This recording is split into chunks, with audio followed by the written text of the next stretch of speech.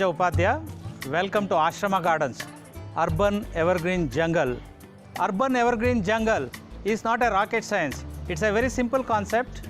Like any other jungle, it is having an evergreen jungle in an urban landscape. In our case, it is our home called Ashrama. As you can see here, we create green space in 4 distinct layers. The topmost layer is on the terrace. The green on the terrace is the topmost layer. Then the inside compound, the green that originates from inside compound is the second layer. Then the green coming out of the outside compound. Here in this case we are growing through the bins, still keeping space for the footpath for people to use and walk, is the third layer. Let us go inside the compound now.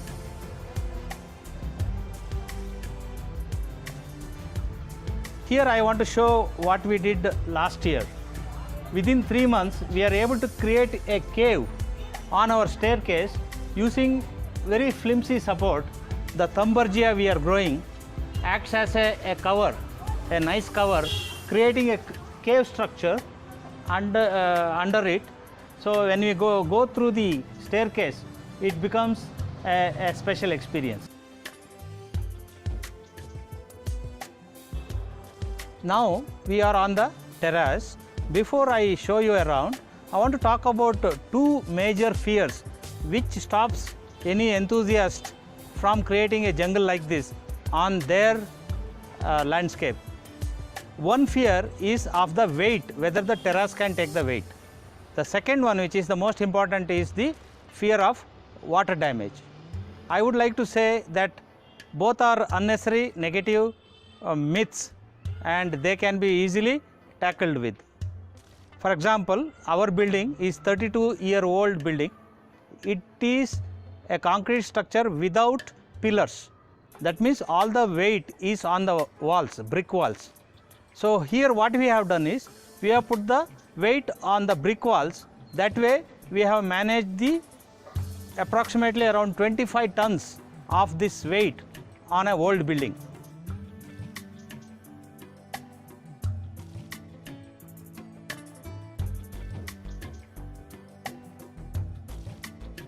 This terrace jungle is made up of around 220 bins, recycled plastic bins like this.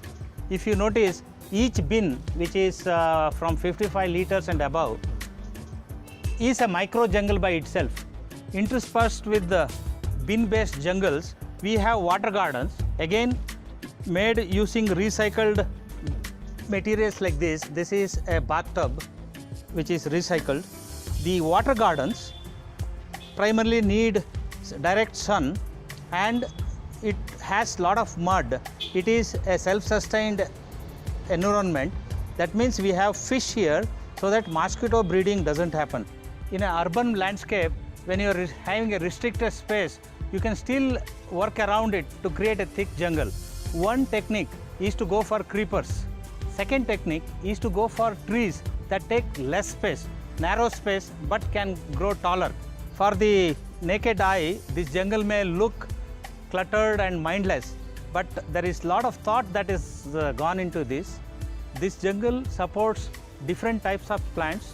It could be edible plants like this, it could be ornamental plants like this, it could be certain herbal plants, flower plants, it could be even food yielding trees like agati tree here, it could be various beans, and it could be certain specific plants meant for conservation purpose only. So there is a variety of plants here which when put together creates a jungle effect, but there is lot of utility value, conservation value and happiness value. Hope this visit helped you to understand what a basic urban evergreen jungle can be. Like to highlight though that there is a difference between looking at a jungle and making it yourself. I would like to say making it yourself is not difficult. You should be committed to it, and it's highly enriching and rewarding. You will have your life enriched at the levels of body, mind, heart and spirit and that you will have a paradise created by you, for you and for the rest, not only humans, all kind of beings, bees, butterflies and other mammals. I hope you will commit to urban evergreen jungle in your space. Thank you for your time. Have a good one. Bye bye.